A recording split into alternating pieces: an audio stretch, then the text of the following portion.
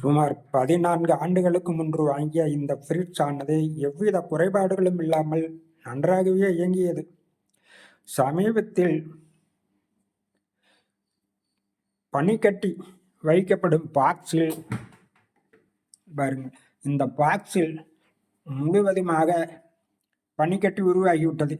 அதை சுத்தம் செய்ய என்ன செய்வது என்று தெரியாமல் திருப்புளி எடுத்து இதன் மூலம் எல்லாவற்றையும் எடுத்து சுத்தம் செய்தபோது கீழே 2 துவாரங்கள் இதுபோன்று விழுந்து விட்டன. இப்போது இந்த கோடுகள் போல் இருப்பதில் கேஸ் வரும் என்று சொல்லப்படுகிறது. இந்த கேஸ் ஆனது இந்த துவாரம் விழுந்தவுடன் லீக் ஆகுகிறது. இப்போது இந்த ஃப்ரிட்ஜை சுத்தம் செய்துவிட்டு மீண்டும் சுவிட்சை ஆன் செய்த போது சில கருகல் வாடைகள் வந்தது. உடனடியாக ஃப்ரிட்ஜை ஆஃப் செய்தாலும் மீண்டும் இயங்கவில்லை. அதாவது என்ன காரணம் என்று தெரியாமல் விட்டுவிட்டார்கள். அவர்களுக்கு தெரியவில்லை. இப்போது மெக்கானிக்கில் வந்து இங்கே துவாரம் விழுந்ததால் இந்த ஃப்ரிட்ஜ் சுத்தமாக இந்த பாக்ஸை மாற்ற வேண்டும் என்று சொல்லிவிட்டார்கள். இந்த பாக்ஸ் மட்டும் தனியாக மாற்றுவதென்றால் கம்பெனிக்கு போன் செய்தாலும் அவர்கள் 2500 முதல் 3000 வரை விலை சொன்னார்கள். அதேபோல்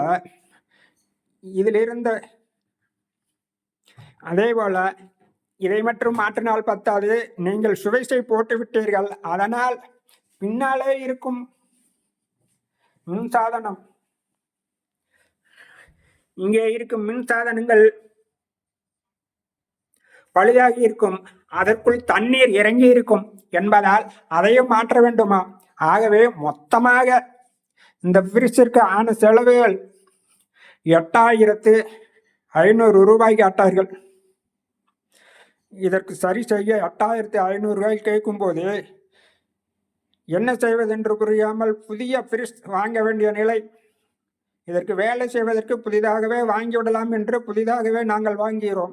அதுபோல நீங்கள் இந்த ஃப்ரிட்ஜுகளில் பனி கட்டி வந்தால் தயவு செய்து இதுபோல திருப்புளிகள் எடுத்து சுத்தம் செய்யாமல் மின்சாதன சுவிட்சை ஆஃப் செய்து வைத்தால் தானாக விழுந்துவிடும் என்கிறார்கள். அதுபோல் செய்ய வேண்டும்.